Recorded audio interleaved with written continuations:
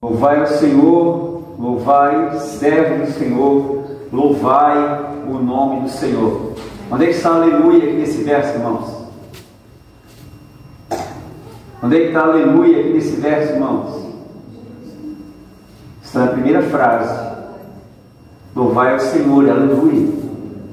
Louvai ao Senhor, aleluia. Aleluia quer dizer louvai ao Senhor. Amém? Amém. Aleluia. Na tradução em hebraico, louvai ao Senhor é aleluia. Nós temos que observar cada palavra que pronunciamos, irmãos. Aleluia. Vamos louvar o Senhor. Vamos louvar o Senhor. Amém? Louvai ao Senhor, então. Louvai ao Senhor, servo do Senhor. Louvai ao Senhor. Louvai o nome do Senhor. Seja bendito o nome do Senhor desde agora para sempre. Desde o nascer do sol até o acaso, louvado seja o nome do Senhor. Exaltado está o Senhor acima de todas as nações, e a sua glória sobre os céus. Quem é como o Senhor, nosso Deus, que habita nas alturas e que se curva para ver o que está nos céus e na terra, que do pó levanta o pequeno e do monturo ergue o necessitado, para o fazer assentar com os príncipes, sim, com os príncipes do seu povo, que faz que a mulher estéril habite em família e seja alegre mãe de filhos. Aleluia. Amém. Louvai ao Senhor. Aleluia. Amém. Amém. Olha que maravilha. Esse Deus é uma maravilha, né, irmãos? Ele faz da mulher estéril, aleluia, que ela habite, né?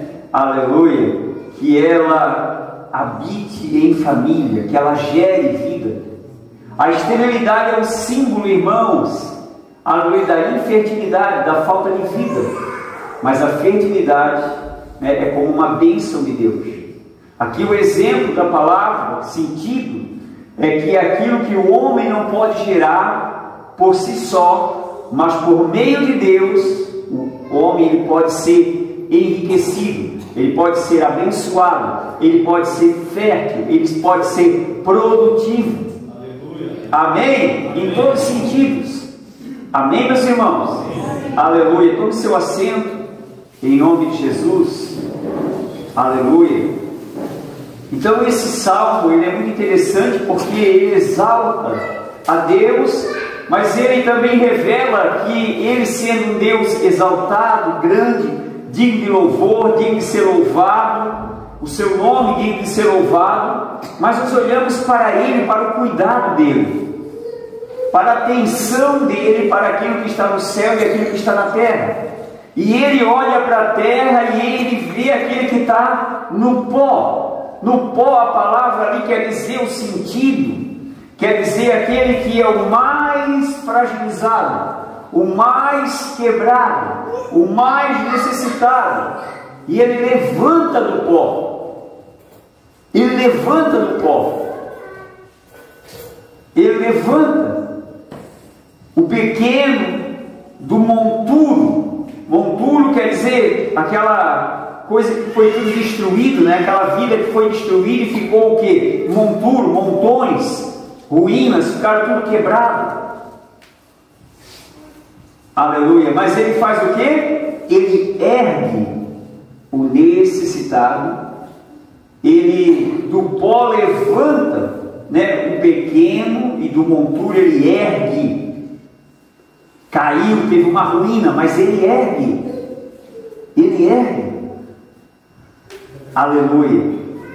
Aleluia. Para fazer o quê? Para fazer assentar com os príncipes. Sim, com os príncipes do seu povo. E esse salmo ele é muito profético, né? Porque ele aponta, né, para uma obra muito grandiosa na vida do homem, uma mudança na vida do homem. Então ele está apontando para a obra de Cristo, de nosso Senhor, de nosso Salvador, daquele que nos amou, daquele que por nós se entregou, amém? Daquele que foi o sacrifício perfeito, que Ele mesmo se ofereceu a Deus em sacrifício por nós. Amém? Aleluia. E o nosso Deus tão grande, né, que habita, né, aleluia, nas alturas, aleluia, que no seu trono de glória está assentado, aleluia, aleluia, mas Ele se curva para ver o que está no céu e na terra. O que é se curvar? É se abaixar. A palavra aqui original quer dizer se abaixar. Foi o que aconteceu com Jesus, irmão. Quando Ele se curvou, quer dizer, deixou a divindade e se fez homem, se reduziu, tomou a forma humana, se fez semelhante aos homens para habitar entre nós. Por isso que em João capítulo 1, ele, no princípio era o verbo estava com Deus, e o verbo era Deus, mas o verbo se fez carne e habitou entre nós. E nós vimos a sua glória, como a glória do unigênito de Deus, cheio de graça e cheio de verdade. Amém? E Ele veio trazer essas essências para a nossa vida, graça e verdade. Aleluia. Louvado seja o nome do Senhor. Amém? E eu gosto de usar aqui, irmãos, nós temos aprendido bastante aqui, que a palavra fala no livro de Colossenses, livro de Hebreus, né? Tudo o que Deus utilizou no decorrer, né, dos patriarcas, no decorrer, né, da trajetória de Israel, por meio da lei de Moisés, né, e também por meio dos profetas, Deus ele estava ilustrando a dispensação da graça, a era da igreja. Ele estava ilustrando aquilo que Ele estava planejando conceder a nós, fazer por nós, dar a nós. Aleluia. E Ele fez isso, irmão. Isso já foi feito. Aleluia. Aleluia. Ele já veio. Ele já se fez homem. Não é mais homem. Ele é Deus. Aleluia. Quando Ele foi levantado dos mortos, Ele já não levantou mais no mesmo corpo, corruptível como o nosso, mortal como o nosso, mas Ele se levantou, aleluia, no padrão da vida incorruptível, na vida imortal, na virtude da ressurreição, que fala da vida nova, que fala, por isso que a palavra fala muito nascer de novo. Nascer de novo é ganhar uma vida nova, nascer de Deus. E quando nós nascemos de Deus, somos gerados como filhos de Deus. Aleluia. Entramos na família de Deus, somos enriquecidos por Deus, recebemos o favor, a graça e o amor de Deus, e Ele se torna nosso Pai. Isso é muito maravilhoso. Eu disse, isso é muito maravilhoso. Amém? Aleluia.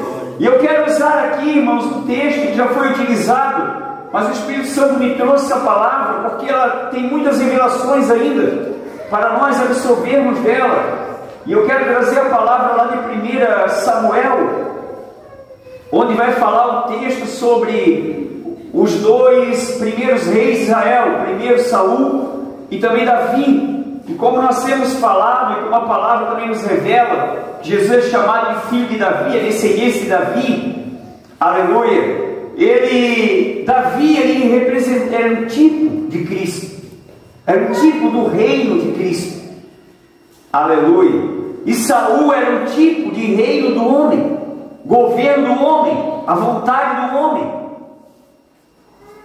E nós aprendemos muito com isso quando nós mergulhamos na palavra, quando nós meditamos nela e olhamos atentamente para ela. Porque a palavra, nós não podemos pegar a palavra de Deus, irmãos, e fazer uma leitura habitual, uma leitura, né, onde a gente está distraído, a gente está envolvido em outras coisas. Não, precisa haver uma reverência, precisa haver uma atenção, precisa haver uma devoção com a palavra do Senhor, e pedir que o Espírito Santo nos revele, e que o Espírito Santo abra nossos olhos, para que a gente possa ver, para que a gente possa ouvir, para que a gente possa entender. Amém? Aleluia. E quando a gente pede, Deus concede. Jesus disse: pede e recebereis, bate e abrir-se-vos-á, buscai e achareis. Tem muitos tesouros escondidos na palavra de Deus. E quando nós procuramos, nós encontramos muitas verdades que são reveladas para nós, muitas coisas importantes que são reveladas a nós. Amém, meus irmãos? Aleluia! Glória a Deus! Então eu quero ler no livro de 1 Samuel, capítulo 14, inicialmente. 1 Samuel 14. Aleluia!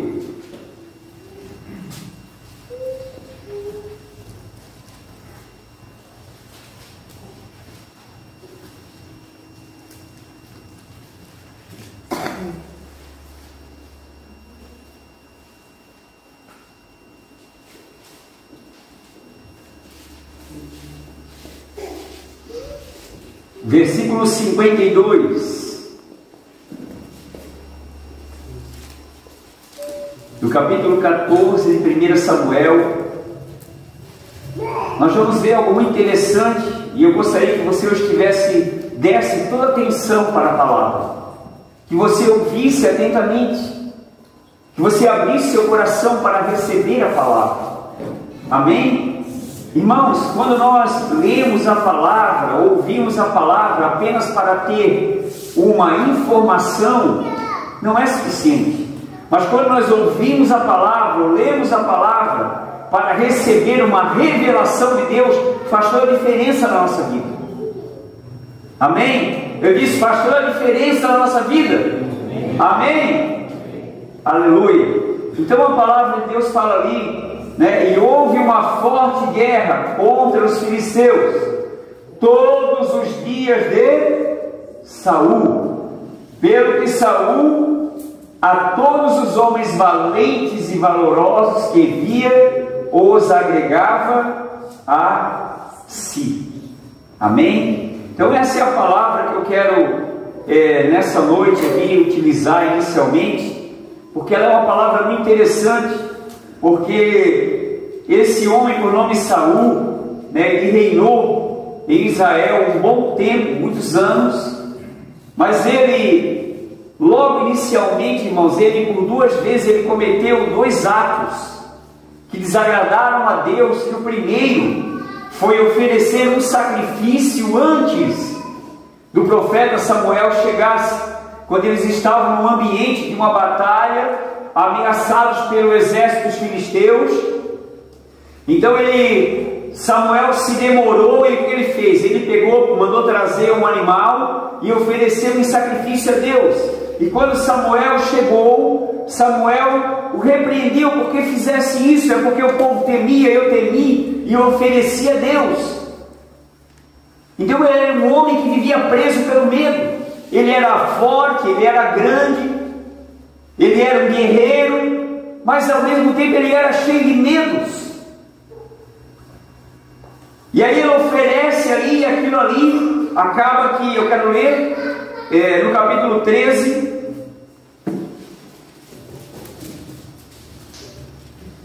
E ali foi a primeira vez. Muitos pensam que foi quando ele desobedeceu a palavra, de não destruir totalmente os amalequitas, mas aqui foi a primeira vez que Samuel já declarou que o reino dele ia ser tirado dele.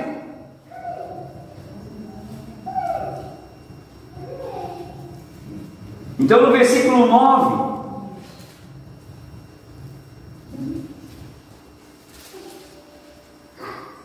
diz assim: então disse Saul: trazei-me aqui um holocausto e ofertas pacíficas. E ofereceu o holocausto. O holocausto era o sacrifício pelo pecado. Vamos lá. E sucedeu que, acabando ele de oferecer o holocausto, eis que Samuel chegou, e Saul lhe saiu ao encontro para o saudar. Eu já falei sobre isso, irmãos. Quando alguém faz algo errado, e alguém que chega como autoridade de Deus, o que eles fazem? Eles vêm bajular. Então qual foi a intenção de Saul ir de encontro a Samuel e saudar? Bajular ele, porque ele já tinha consciência que tinha feito algo errado. Note uma coisa: saiu ao encontro para o saudar. Versículo 11: então disse Samuel: que fizeste? Samuel ficou assim: viesse saudar? Muito bem. Disse Saul: porquanto via que o povo se espalhava de mim, o povo estava ali amedrontado, e tu não vinhas nos dias aprazados, os filisteus já se tinham ajuntado em Micmas. Prossiga. Eu disse: agora descerão os filisteus sobre mim a Gilgal, e ainda faço o Senhor. Não orei, eu era homem de muita oração, e forcei-me e ofereci o holocausto. Forcei-me, não tinha orado, não tinha feito força. Então disse Samuel a Saul: agiste neciamente e não guardaste o mandamento do Senhor teu Deus, que te ordenou, porque agora o Senhor teria confirmado o teu reino sobre Israel para sempre. Note que não era ainda a comissão lá de guerrear contra os amalequitas. Próximo. 15. Então o Senhor mandou Samuel e subiu a Gilgal, a Gibeá de Benjamim, e saiu, contou o povo que achou com ele 600 varões. Agora, preste bem atenção aqui. Nós lemos inicialmente que Saul estava no reino, ele estava reinando sobre Israel, e ele é representação daquele que reina pela vontade do homem, e ele não temia Deus. E ele também nunca se humilhou diante de Deus. Ele nunca se arrependeu diante de Deus. Aquilo que é levantado pelo homem, irmãos, nunca vai ter um coração sensível para Deus. Então Saul é uma figura de um rei, de um reino e de um homem que não se humilha, que não teme, que não se arrepende. E agora interessante é que nós lemos no capítulo 14 e o versículo 52 que ele, em meio àquela situação ali de guerra, voltando lá no 14, 52, sim, e aqui, e aconteceu o quê? Que a todos os homens valentes e valorosos que via os agregava a si. O que acontece? Ele alistava no seu exército, ele pegava quem? Homens valentes e valorosos, homens de guerra, homens fortes, homens experimentados em batalhas, ele pegava para ele, ou seja, ele pegava quem era bom para ele. Mas nós vamos ver no decorrer da história que aqueles que eram fortes, valentes, valorosos, com Saul iam perdendo o seu valor, iam perdendo sua força, iam sendo enfraquecidos. Por quê? Porque o que liderava eles estava o quê? Já destituído de Deus, já estava em desobediência a Deus, já não temia Deus, já não estava com o coração em Deus. Então todos aqueles que se alinhavam, se associavam com Saul, iam se enfraquecendo,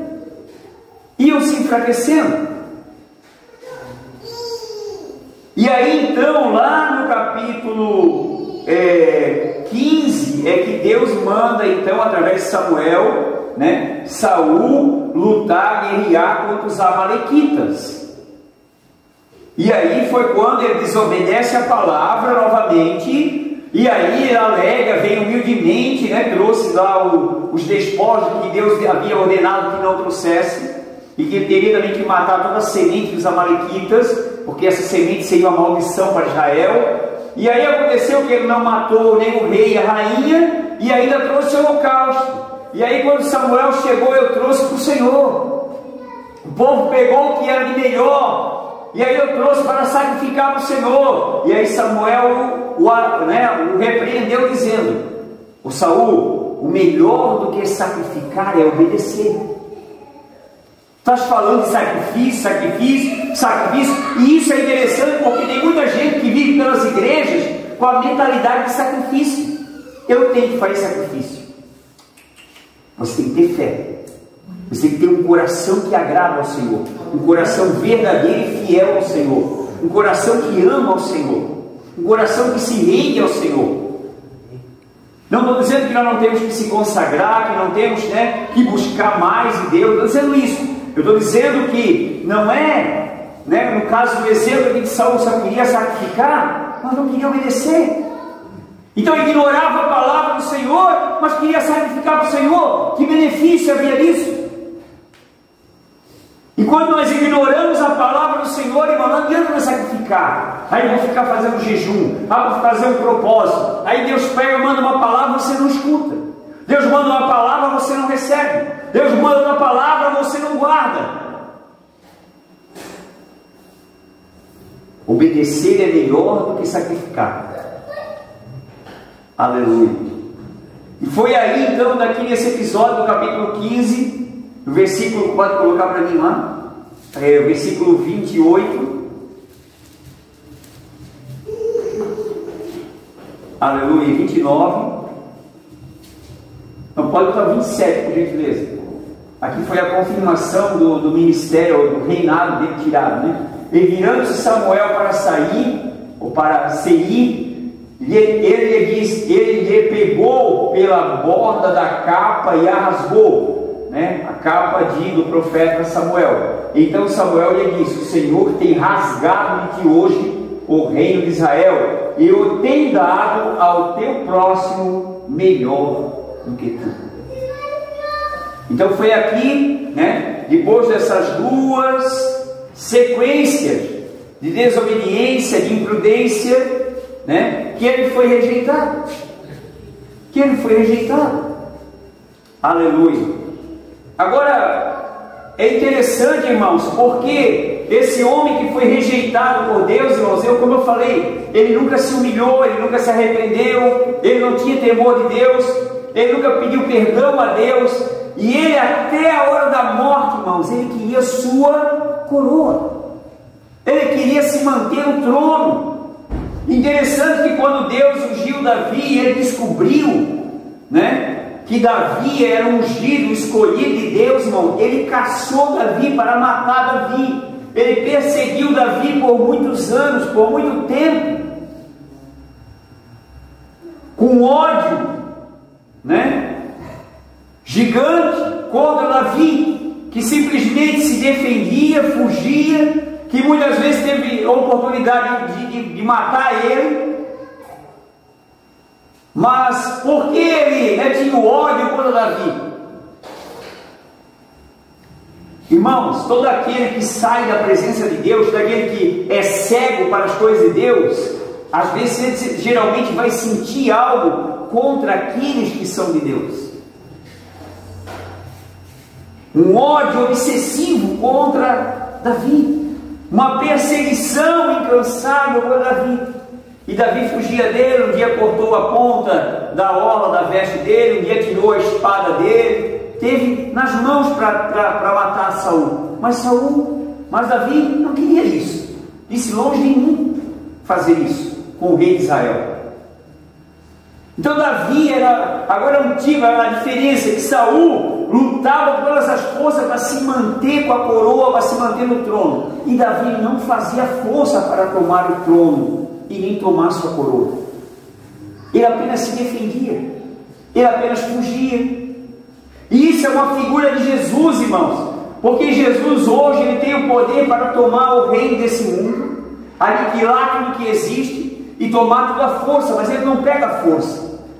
Ele pega, como diz a palavra, entenda isso, irmãos. Quando Deus falou a Jesus, quando ele consumou a sua obra, o Pai disse ao Filho, aleluia, aceita-te. O próprio Davi profetizou: eu vi ao meu Senhor à direita do meu Senhor, dizendo: assenta-te à minha direita, até que eu ponha os teus inimigos por estrado dos teus pés. Todos os inimigos vão se aniquilar, e todos serão reduzidos a nada, estarão debaixo dos pés daquele que vai reinar eternamente, vai reinar para sempre e para sempre. Amém? Amém? Amém. Aleluia. E o interessante, irmãos, que Saul, ele foi então rejeitado, ele oferecia sacrifício, de alguma forma religiosa, ele queria agradar a Deus.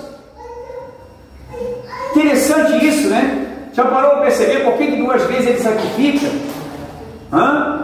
Porque ele queria agradar a Deus do jeito dele. Nós não agradamos a Deus do nosso jeito, irmão. Nós agradamos a Deus quando nós concordamos com a vontade de Deus. Nós estamos de acordo com a vontade de Deus. Você me entende? Amém? Quando nós estamos de acordo com a vontade de Deus, nós vamos fazer aquilo que é agradável a Deus, aquilo que agrada a Deus.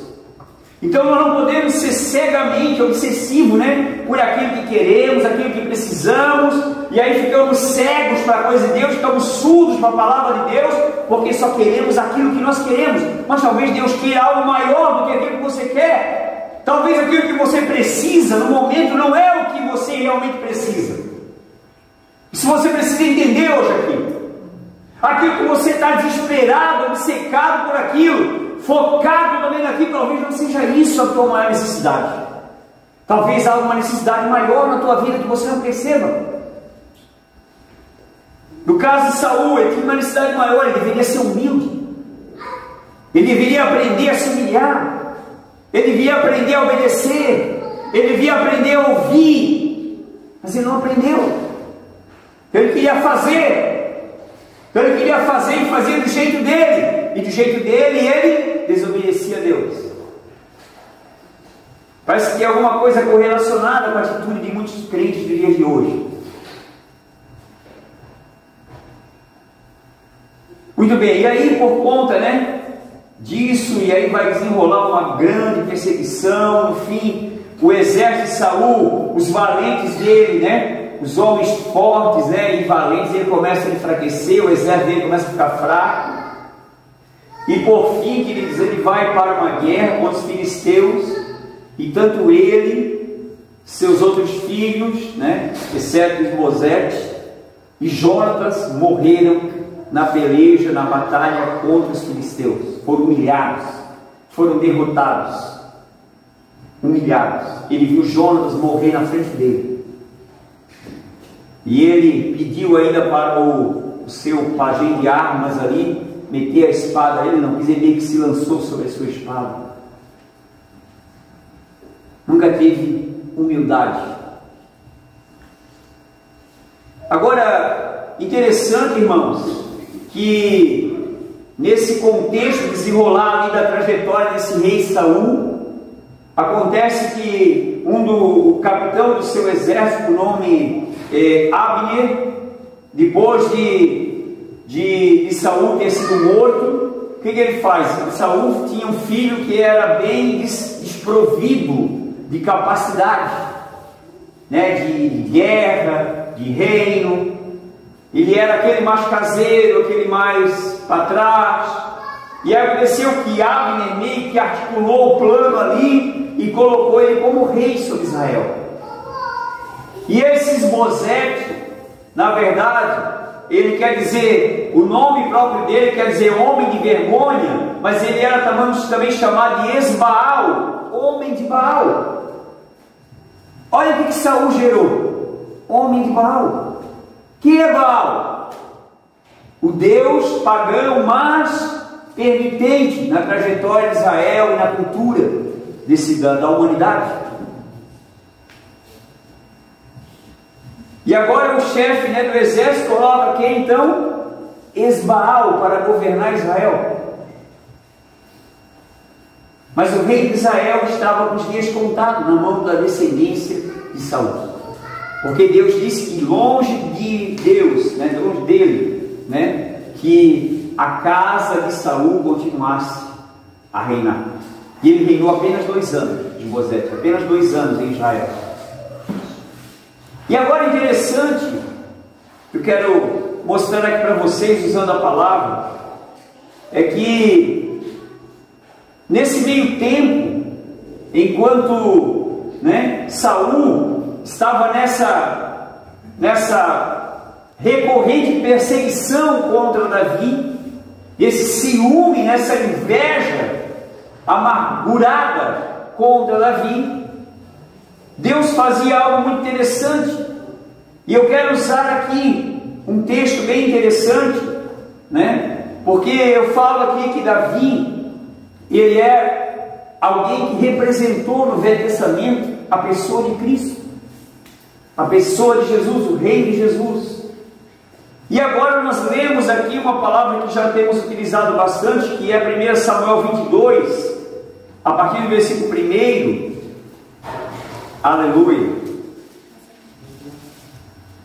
1 e o 2 que nós iremos ler. Então a palavra fala assim: então Davi se retirou dali e se escapou para a caverna de Adulão. Eu já expliquei sobre o nome Adulão. O nome Adulão no hebraico quer dizer pavilhão, esconderijo. Ou seja, Davi é como lá no Salmo 91, aquele que habita no Adulão do Altíssimo, no esconderijo do Altíssimo. Então Deus preparou aquele lugar e Davi sabia que com Deus ali ele estava guardado, ele estava protegido. Então ele se esconde na caverna de Adulão, e ouviram os seus irmãos e toda a casa de seu pai, e desceram ali para ele. E agora ali interessante, Davi fugindo, né? Davi se escondendo da fúria, do ódio de Saul. E agora as pessoas começaram a ouvir sobre Davi, começaram também a ouvir que Davi já tinha sido ungido por Deus através de Samuel, aleluia, que Deus era com ele. Davi também já era um homem de renome, porque ele já tinha matado, né, enfrentado, né, a quem mesmo Saul e seus valentes haviam enfrentado, né, que era Golias. Então ele já tinha dado uma vitória para Israel. E aqui agora a palavra fala no versículo 2 algo bem interessante. A palavra diz assim: e ajuntou-se a ele todo homem que se achava em aperto, todo homem endividado, todo homem de espírito desgostoso, e ele se fez chefe deles, e eram com eles uns 400 homens. Agora preste bem atenção: Davi fugindo da fúria e do ódio de Saul, mas escondido no lugar de Deus. E agora, da onde que vem esses homens aqui?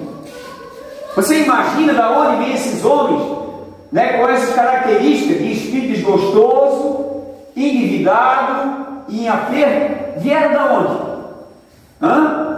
Do exército ou do reino de Saul. Eles estavam enfraquecidos por causa de Saul. Eles estavam empobrecidos por causa de Saul, do desgoverno de Saul.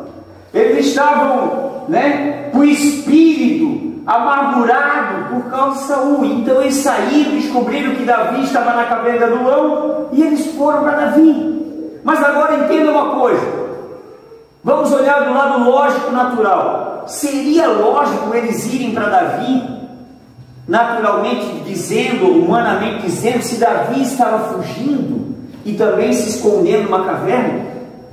Se eles fizessem uma leitura natural ali, o que eles iriam entender disso? O que eles iriam ver? Ou o que eles iriam, né, ter para ir ter com Davi? Não tinha nada. Davi estava fugindo, então eles iriam se tornar o quê? Fugitivos também. Mas não. Mas eles não olharam de modo natural. Deus já estava com Davi.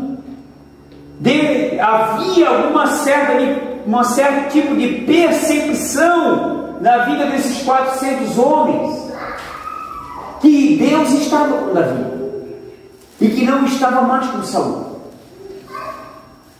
Então eles vieram, né, e se juntaram a Davi. Agora note uma coisa: os homens que eram valentes de Saul acabaram indo para onde? Para baixo.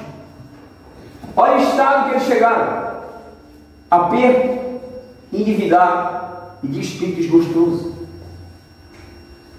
Quando nós estamos, irmãos, sob influência de quem vive a desobediência, de quem não vive a fé, não vive a vontade de Deus, nós vamos sofrer a influência também. Nós vamos receber influência também. Então agora esses homens, né, enfraquecidos sob o comando e sob o rei de Saul, eles vão para Davi. Eles viam em Davi algo diferente. Eles viam em Davi, eles viram muitas atitudes diferentes, humildade diferente, atitudes diferentes. comportamento diferente.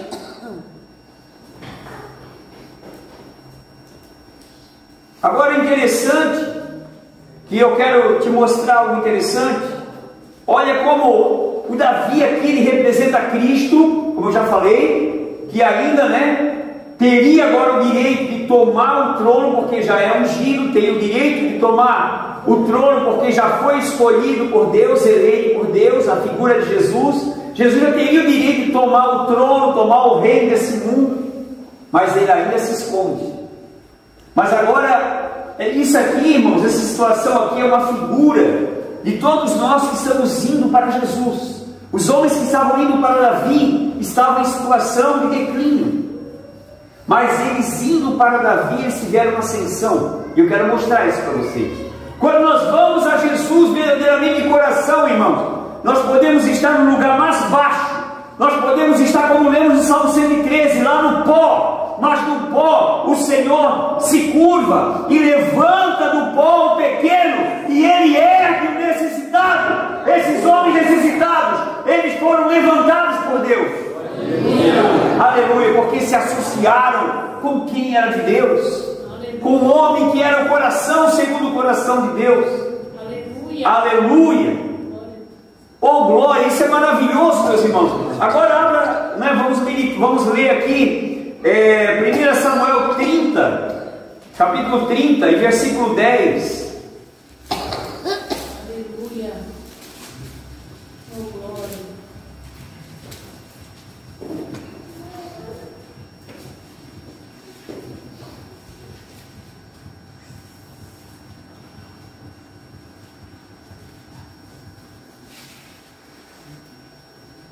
Aqui a palavra vai falar dos 400 homens. E seguiu Davi ele e os 400 homens, pois que 200 homens ficaram atrás por não poderem, de cansados que estavam passando o ribeiro de Besor. Aqui então fala dos 400 homens. E lá em outro texto, os 400 homens que já estavam se formando em Davi, estavam associados a Davi, já estavam guerreando com Davi. E agora Davi ele vai passar um período, não querendo confronto com Saul. Ele vai para a terra dos filisteus e ele vai morar em uma cidade chamada Ziclag. E a palavra lá vai acontecer algo bem interessante. Mas ainda falando sobre os homens valentes, eu quero ler 2 Samuel. Agora eu quero que você olhe a diferença entre os homens de Saul e os homens de Davi.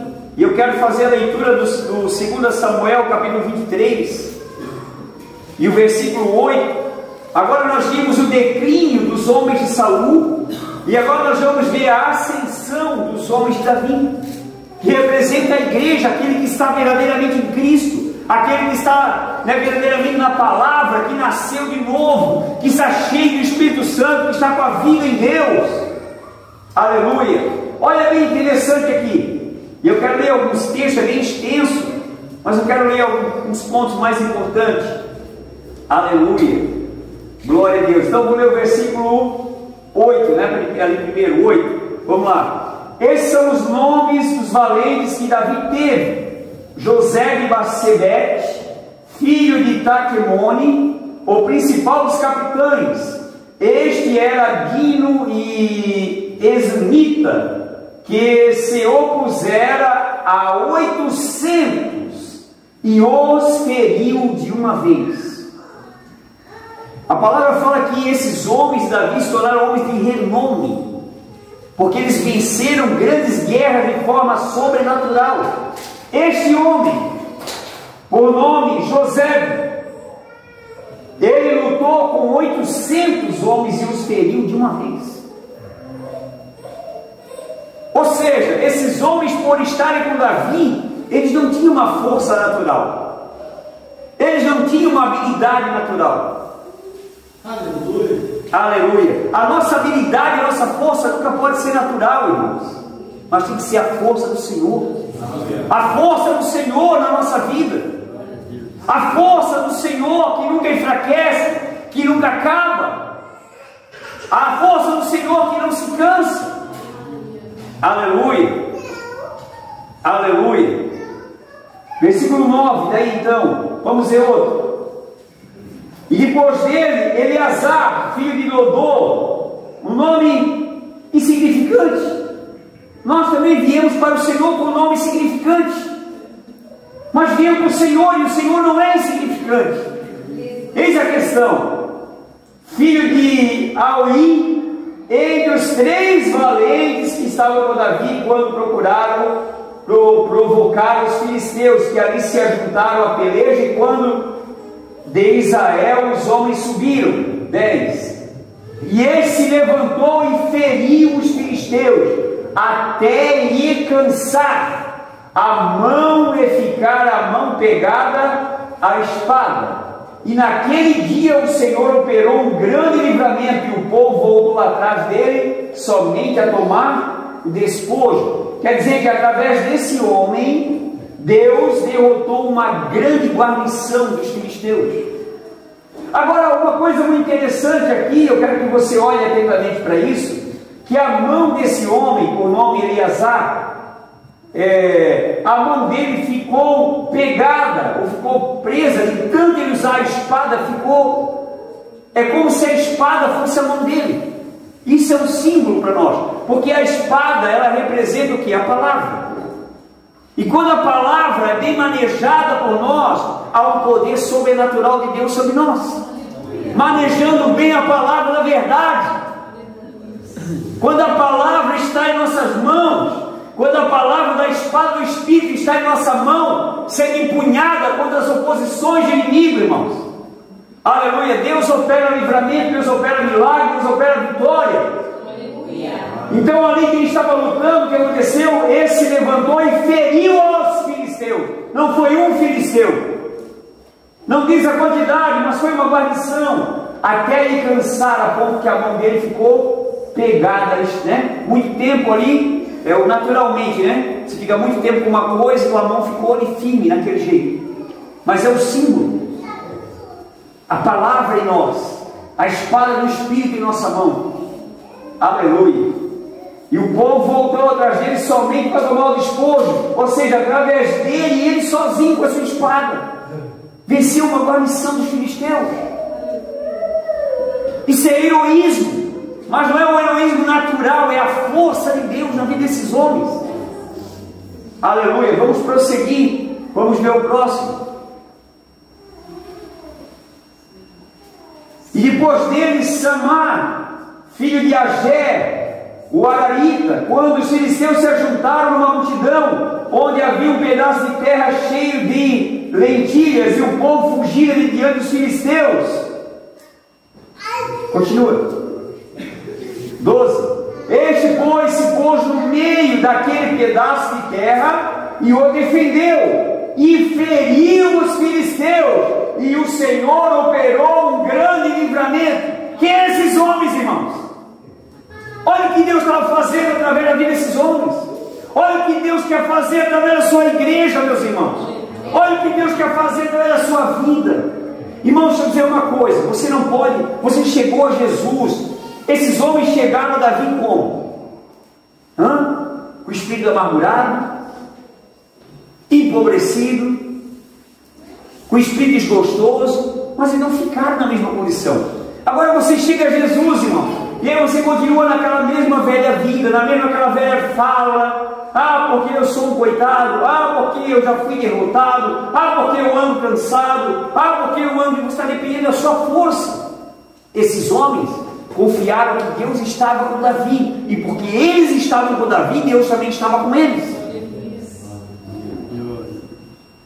Agora você não precisa ser um terceiro, Deus pode estar diretamente em você. Se você estiver na palavra, se você estiver em Jesus, Deus está em você. Agora, se isso tudo aqui é figuras, irmãos, se Deus, através desses homens, né, esses homens tinham uma habilidade tão grande, se tornaram homens de renome, que lutaram com exércitos, e Deus dava livramento, através deles dava vitória, e era uma vitória homem só contra vários homens. E Deus dava livramento. Ou seja, Deus intervia, Deus operava, Deus agia. Por que Deus não quer agir através de você? Por que você pensa? Sabe, deixa eu dizer uma coisa para você, irmão. Muita gente tem fé em Deus, no que Deus é, mas não tem fé no que Deus faz na sua vida. E aí você não se vê como Deus te vê. Você fica se olhando na condição que você chegou até Jesus, pobre, necessitado, amargurado. Mas Jesus é muito maior do que Davi, meus irmãos. Davi era só uma figura de Cristo. Davi era uma figura, Cristo é a essência, é a substância, é a realidade. Aleluia! E se eles com Davi se tornaram fortes, por que com Jesus você é fraco? Pergunta para a pessoa que está do seu lado, olhe para ela primeiro e agora pergunte, por quê? Pergunte de novo, por quê? Meu Deus, irmãos, continua um pouquinho só para ver o que acontece lá na frente. Vamos lá, versículo 13. Também 3 dos filhos da cabeça desceram e vieram no tempo da cega a Davi na caverna do Adulão, referência lá onde se associaram com Davi. E a multidão dos filisteus acamparam no vale dos Refaíns. Quem eram os Refaíns? Quem eram os Refaíns, segundo a palavra de Deus? Eram os gigantes. Agora os filisteus vão lá para o vale dos gigantes.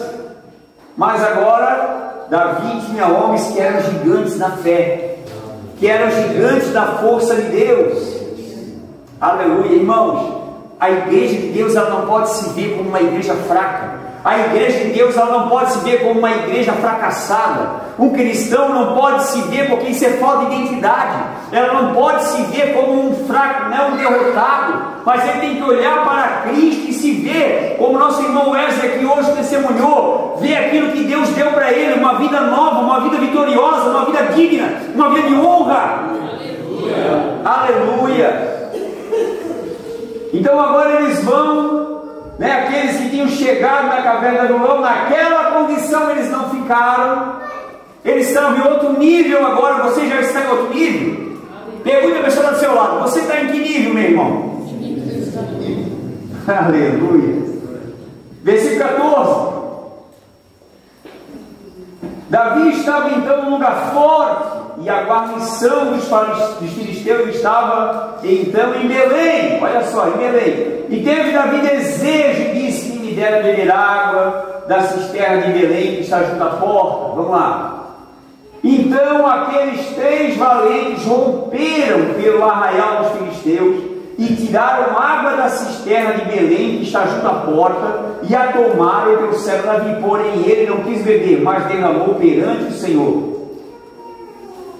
E disse: guarda-me, ó Senhor, de que faça tal. E beberia eu o sangue dos homens que foram a risco da sua vida, de maneira que não a quis beber. E isso fizeram aqueles 3 valentes. Sabe o que quer dizer para você entender? Esses 3 homens passaram pelo meio de uma guarnição, ou por meio de uma tropa do exército filisteu, porque Davi sentiu um desejo de tomar uma água lá de Belém, aonde os filisteus estavam acampados. E aqueles 3 homens romperam, passaram pelo meio do exército, trouxeram água para Davi. Ou seja, o que isso fala, pastor? Isso fala que nós temos que suprir a vontade do Senhor através da nossa vida. Aleluia. A vontade de Davi foi suprida e aqueles homens se arriscaram, mas eles foram valentes e fizeram. E Deus estava com eles e eles não foram detidos. Ou seja, quando a gente se dispõe para agradar o Senhor, fazer a vontade do Senhor, Deus estará o quê? Sob nosso cuidado. A proteção do Senhor estará sobre nós. A mão poderosa do Senhor estará sobre nós para nos guardar e nos abençoar em todo o nosso caminho. Amém? Amém. Aleluia. Aleluia. Vamos lá, versículo a seguir, 18. Também Abisai, irmão de Joabe, filho de Zeruia, era a cabeça de 3, e esse alçou a sua lança contra 300 e os feriu, e tinha o nome enorme entre os três. Irmãos, é tantos aqui, eu poderia ficar citando outra coisa, desses homens que cresceram em Davi. Agora eu pergunto, por que nós não crescemos em Jesus? Agora eu te pergunto, por que não crescemos na graça? Por que não crescemos na fé? Se Ele te dá o alimento de cada dia, Ele te dá a palavra, Ele te dá, aleluia, o Espírito Santo, Ele te dá água viva, por que não crescemos? Eu cheguei coitadinha, porque eu tenho que ficar aqui cuidadinho, eu tenho que ficar aqui no pavilhão do Altíssimo e ser bem guardadinho pelo Senhor. Não, não. Havia uma missão para aqueles homens. Há uma missão para a igreja. Isso era uma figura da igreja. Do reino de Davi, é uma figura do reino de Cristo. Aleluia. E agora note uma coisa, irmão, detalhe: esses 400 homens guerreiros e valentes, homens de fama, quando Davi assumiu o trono de Judá e depois de todo Israel, eles foram quem? Líderes. O seu exército, o exército de Davi foi dividido em 3, e eles estavam sempre na frente. Ou seja, quando Jesus, irmãos, tomar o seu reino, quando Ele vier em sua glória, e a igreja, a sua igreja reinar com Ele, irmãos, se você aqui atuou como um bom cristão, se você aqui andou como um verdadeiro filho de Deus, você vai estar no lugar de honra. Deus deu um lugar de honra para nós, irmão. Agora note uma coisa, irmão, a capacidade desses homens aqui não estava neles. Você percebe como eles chegaram com Davi? Mas a unção que estava em Davi ia para eles. Agora a unção que está em Jesus, por que não vem para nós, irmão? Por que não, meu irmão? Porque você se vê tão limitado. Você não está vendo Jesus, você não está crendo em Jesus, você não está associado a Jesus, você não tem comunhão com Jesus. Jesus não é um fracassado, Jesus não é um covarde, Jesus não está se escondendo. Não, Ele está só esperando o tempo. Para quê? Esperando que aqueles que venham arrepender-se e se ligar a Ele. O espírito quebrantado, o espírito amargurado, angustiado, endividado, empobrecido. Mas se eles vierem a Ele, eles vão sair daquele declínio e vão ter o quê? A sua ascensão em Cristo, seu crescimento em Cristo. Aleluia! Aleluia! Toda pessoa que vem verdadeiramente a Cristo, ela vai crescer. Ela vai crescer no conhecimento, ela vai crescer na graça, ela vai crescer na fé. E eu quero que você pergunte a pessoa do seu lado: você cresceu, meu irmão? Interessante, né? Vamos olhar para o lado natural da questão. Vamos olhar para o nosso corpo. Quando nós nos tornamos criança, somos gerados, nascemos. Nós nascemos pequenininhos. Aí o que acontece? Nós vamos nos alimentando, nossos pais vão cuidando de nós, nós vamos o quê? Crescendo. Até se tornamos o quê? Uma pessoa, um homem, uma mulher adulta. Agora, por que espiritualmente também não crescemos? Porque não estamos nos alimentando da palavra, porque não estamos bem alinhados com Jesus, não estamos em uma aliança inquebrável com Jesus. Temos que estar na aliança de Jesus, irmãos. Quem aqui está na aliança de Jesus? Você está na aliança de Jesus? Se você ainda não está, faça essa aliança hoje. Não deixe para amanhã. Amém? Jesus, Ele é sobre todos. Ele é um Davi melhor. Ele é um Davi maior. Aleluia. Ele é um reino eterno. Aleluia. Aleluia. Aleluia. Louve ao Senhor, igreja. Amém? Aleluia. Agora interessante, agora eu quero mostrar algo interessante, porque desse período de Davi, né? Aonde ele pega e vai, né, para não entrar em contrito ali, não guerrear contra os próprios irmãos, né, de Israel, ele vai, né, e pede ali para o rei Aquis dos filisteus, e ele então, né, o rei Aquis, né, concede a ele, e ele vai habitar na terra dos filisteus por um tempo, e ele habita então na cidade de Ziclag. Aleluia. E acontece também uma coisa interessante ali, porque Ziclag também quer dizer um lugar onde um lugar de refúgio,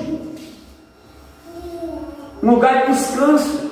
porque nesse tempo o exército de Davi eles não tinham lugar para morar, eles não tinham lugar, né, para ficar descansado, então era só guerra, guerra e guerra, só fugindo e combatendo. Mas aí acontece o que? Então agora ele precisava, lá no início do seu, da onde ele vinha fugindo, ali Deus vinha trabalhando nele, e o ódio, né, obsessivo de Saul perseguindo ele, caçando ele, então ele estava meio que fugindo, ele não queria o confronto. Ele podia tirar da vida de Saul, mas ele tinha um coração diferente, ele tinha um coração temente a Deus, um coração que temia, que honrava a Deus.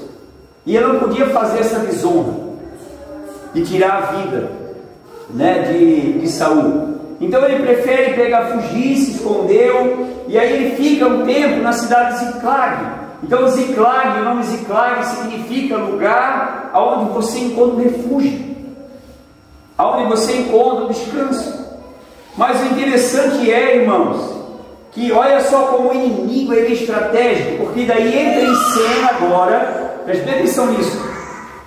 Israel foi bem nesse exato momento quando os filisteus foram guerrear contra Israel. Preste atenção. Quando o inimigo ele sempre usa de um contra-ataque. O inimigo ele é covarde. O inimigo ele é astuto. O inimigo ele é estratégico. E quando Davi estava com seu exército preparado para ir defender Israel contra os filisteus, defender Saul e Jonatas, o que aconteceu? Os amalequitas vieram, e os amalequitas, você precisa entender o que significa amalequita. Amalequita é descendente de Ameleque, que é neto de Esaú. Lembra Esaú, irmão de Jacó, que perdeu a bênção? Então, ele é descendente deles. E também, o nome amalequita quer dizer flamejante, violento, e aquele que usurpa a família. Aquele que usurpa, que tira a descendência das crianças. A Amalequita quer dizer isso. E aí acontece então que Davi tinha saído para ir guerrear por Israel, mesmo Saul, né, odiando ele, perseguindo ele ia com o seu exército para defender Israel, lutar contra os filisteus. Só que aí surge agora uma outra figura ali, os amalequitas, né, eles dão uma investida. E aí eles invadem a cidade de Ziclag, onde Davi estava habitando com o seu exército, quando Davi estava ausente. Então vê como o inimigo, irmãos, ele é estratégico. Note como o inimigo, ele é audacioso. E aí acontece que na ausência do exército, dos valentes de Davi, os amalequitas invadem, incendeiam a cidade, tomam as mulheres, só deixam os velhos e as crianças. E aí Davi, alguém vem correr desesperado, levar a notícia, avisar a Davi. E Davi volta desesperado, porque as mulheres dele tinham sido levadas, porque o seu povo, as mulheres do seu povo, dos seus exércitos também tinham sido levadas, as crianças tinham sido levadas. E ele se entristeceu muito com aquilo. E aí ele pegou, chamou o sacerdote da época, que era o Abiatar, e ele pegou para consultar. Na época pegava ali o peitoral, né, que é o éfode do sacerdote, do sumo sacerdote, que continha ali as 12 pedras, simbolizando as 12 tribos. E quando Deus, né, que o Davi ou alguém queria uma direção de Deus, né, através daquele éfode, brilhava aquelas luzes para dizer um sim, para dizer que Deus estava a favor, para que Deus dizendo que iria. E ali a palavra fala então que aconteceu então esse fato. Eu quero ler aqui no capítulo 13, ou melhor, capítulo 30 de 1 Samuel, a partir do versículo 1. Assim: sucedeu que, chegando Davi e seus homens ao terceiro dia a Ziclag, já os amalequitas com ímpeto tinham dado sobre o sul e sobre Ziclag, e tinham ferido a Ziclag, e a tinham posto a fogo, que era a cidade que Davi estava habitando com seu exército, e levaram cativo as mulheres que estavam nela, porém a ninguém mataram, nem pequenos nem grandes, tão somente levaram consigo e foram pelo seu caminho. 3. E Davi e seus homens vieram à cidade, e eis que estava queimada a fogo, e suas mulheres, seus filhos e suas filhas eram levados cativos. Então os amalequitas aqui, ele prefigura o inimigo que usurpa a família, que leva, que rouba os filhos, que separa os casais. É como um mal flamejante que vem contra a família para separar a família, para incendiar a casa, para jogar aquele ódio no meio da família, e levar cativos os filhos para onde? Para longe. As mulheres para longe. Mas graças a Deus que Davi era um homem ungido por Deus. Mas graças a Deus que Jesus, aleluia, aleluia, é nosso Senhor e também nosso Salvador e nosso Rei, fiel e eterno. Aleluia, aleluia. Então Davi, aleluia, aleluia, ele chama ali o Abiatar, versículo 7. E aí aquele povo chorou muito, ficaram bem angustiados, ficaram amargurados. A próprio Davi se angustiou muito. E agora o versículo 7, disse Davi a Abiatar, o sacerdote, filho de Ahimelec: trazei-me, peço-te, aqui o éfode. E Abiatar trouxe o éfode de Davi. 8. Então consultou Davi ao Senhor, dizendo: perseguirei eu a esta tropa e alcançá-lo-ei? E o Senhor lhe disse: persegue-a, porque de certo a alcançarás e tudo libertarás. Então olha bem, se o inimigo, os amalequitas, vieram contra o povo de Davi e causaram uma destruição, uma devastação, levaram suas mulheres, levaram seus filhos, Davi se angustiou, mas quando ele consultou a Deus, quando ele buscou a Deus, Deus respondeu: de certo tu vai alcançar, de certo tu vai resgatar, de certo. E isso é uma figura daquilo que Cristo já resgatou por nós, daquilo que Cristo já venceu por nós, do inimigo flamejante que ele já aniquilou por nós. Aleluia. Por isso que hoje nós temos um direito e uma herança em Cristo, de ter a nossa família guardada, de ter a nossa família abençoada, de ter a nossa família amparada pelo Senhor. Aleluia, porque assim como Deus deu a vitória a Davi, Deus deu a vitória a Jesus para guardar nossas famílias. Aleluia. Amém? Amém? Amém? Amém. Então não importa, irmãos, o nome, ou a forma, ou o meio que o inimigo está usando, como usou naquela época, para invadir a cidade de Davi, ali, tomar suas mulheres, seus filhos e as crianças. Esses amalequitas representam aquele que usurpa a família, essa geração e esse tempo, nós temos se deparado também com um espírito que tem o quê? Atacado a família, que tem atacado os lares, que tem usurpado o princípio familiar.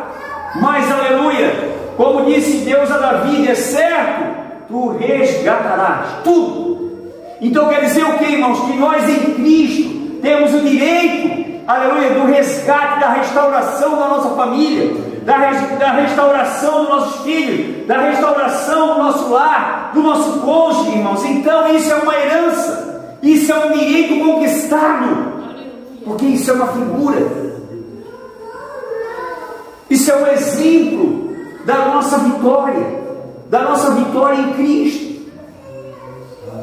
Aleluia. Mas agora eu quero que você entenda uma coisa. Eu não gostaria que você continuasse se vendo como aquela pessoa endividada, como aquela pessoa empobrecida, como aquela pessoa amargurada, como aquela pessoa com um espírito desgostoso, porque isso não é a atitude e nem a natureza do Filho de Deus. Você pode chegar sim a Deus, mas se você chegar verdadeiramente a Deus, você não vai ficar dessa maneira. Porque todos aqueles que vão a Deus de coração aberto, eles recebem de Deus graça, eles recebem de Deus favor, eles recebem de Deus força, eles recebem de Deus vitória. Aleluia. E eu sei que você está aqui nessa noite, queridos, e Deus está liberando essa palavra, aleluia, para que você não seja usurpado pelo inimigo. inimigo, para que você não seja afetado pelo inimigo, aleluia, mas que você, aleluia, se visualize como um vencedor, como alguém que tem o direito da vitória, aleluia, que tem o amparo e a proteção do nosso Senhor sobre a sua vida, sobre a sua casa. Se coloque em pé em nome de Jesus.